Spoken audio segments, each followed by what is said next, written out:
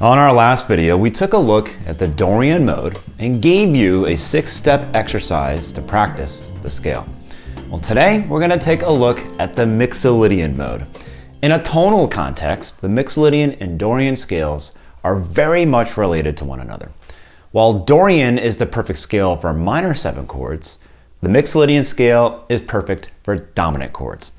And in 2/5 progressions, both scales are made up of the same exact notes because Dorian and Mixolydian are the 2nd and 5th mode of the major scale. I'm going to dip into the 2/5 progression later on in the video, but for now, let's start with step 1. Like we did with Dorian, let's play the major scale starting on the root and then the exact same notes starting on the 5th degree.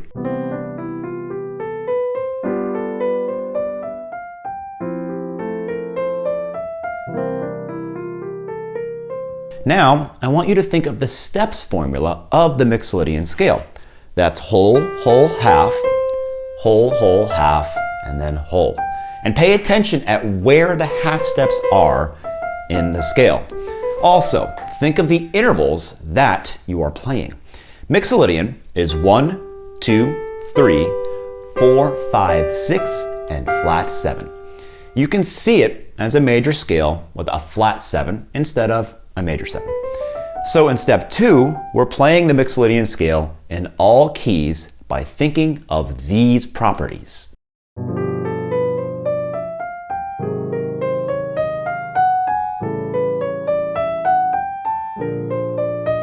Okay, now that you've practiced the Mixolydian scale in all keys, we should take a look at where we can use this mode for improvisation.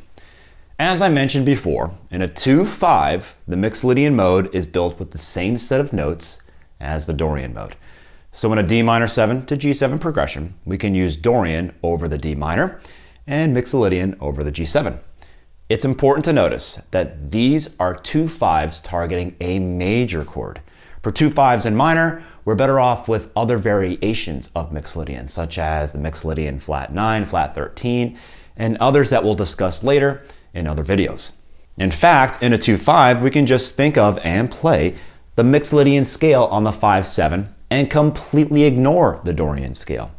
But I want you to really understand why this is the case. The reason might seem obvious since both scales are made up of the same notes. In a D minor 7 G7 progression, D Dorian contains the same notes as G Mixolydian. So at first glance, it might seem evident that just playing D Dorian or G Mixo on a 2/5 would yield the same results. But that's not the case. Each note in a mode offers a different amount of tension. And this is an essential concept to grasp if you want to master your lines when you improvise. But be very careful with this concept because the tension release contour of the notes in a mode is completely different when we play in a tonal context versus playing in a modal context.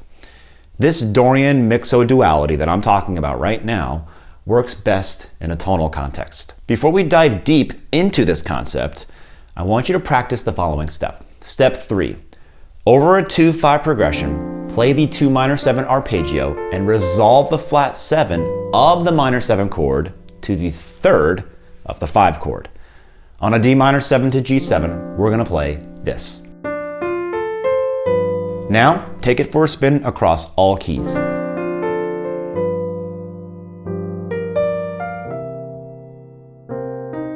To understand why mixo can replace Dorian mixo in a 2/5 progression, we have to look at the purpose of the 2 chord in a 2/5.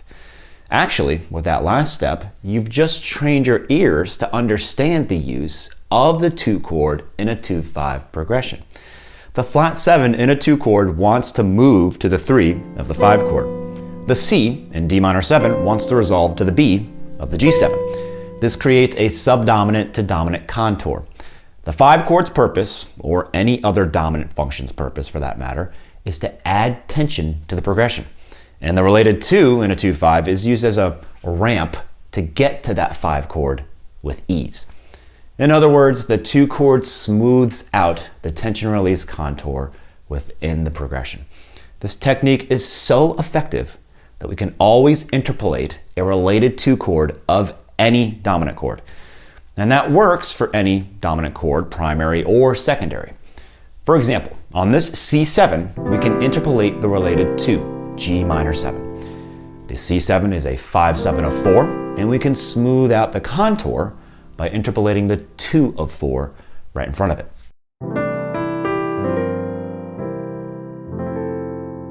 On the other hand, every time we see a 2/5, we can consider the 2 as a chord that was interpolated and completely replace it with just the 5 chord. So in this A minor 7 to D7, we can see the A minor 7 as an interpolated 2 and replace the entire measure with just the D7 chord and only think of D Mixolydian for the entire measure. So in step 4, we're going to practice thinking Mixolydian over a 2/5 progression. And let's add a chromatic passing tone between the 1 and the flat 7. This is known as a bebop scale, but I want you to see it as a Mixolydian without passing tone. So we're completely ignoring the D minor 7 and just thinking of a G mixo. As we did on the Dorian mode, adding a passing tone gives us a line in which the chord tones of our dominant chord land on the downbeats, while the other tones are on the upbeats, functioning as passing tones. And this is a defining characteristic of any bebop scale. Step 5, now practice the same scale going up. Step 6, let's start on the 9 and add another chromatic passing tone.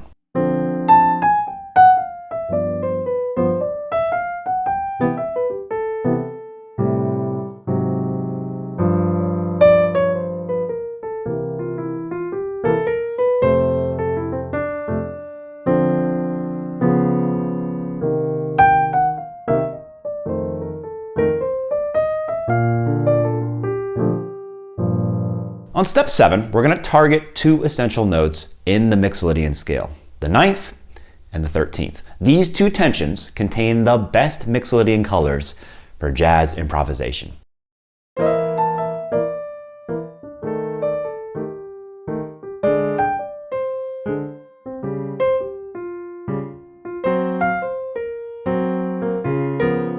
So there you have it. Hope that was helpful. Hope you learned a thing or two about the Mixolydian scale and how to use it to improvise. If you're not a member yet, I encourage you strongly to become one, as all of our members will get exclusive access content related to today's topic and a bunch of other stuff that we create. As a matter of fact, if you want to have access to all the bonus content that we've created to this point, go ahead and check out our Music Theory Journal to have access to everything. YouTube seems to think you're going to like one of these 2 videos here, so stick around and check one of those out. We'll catch you next time.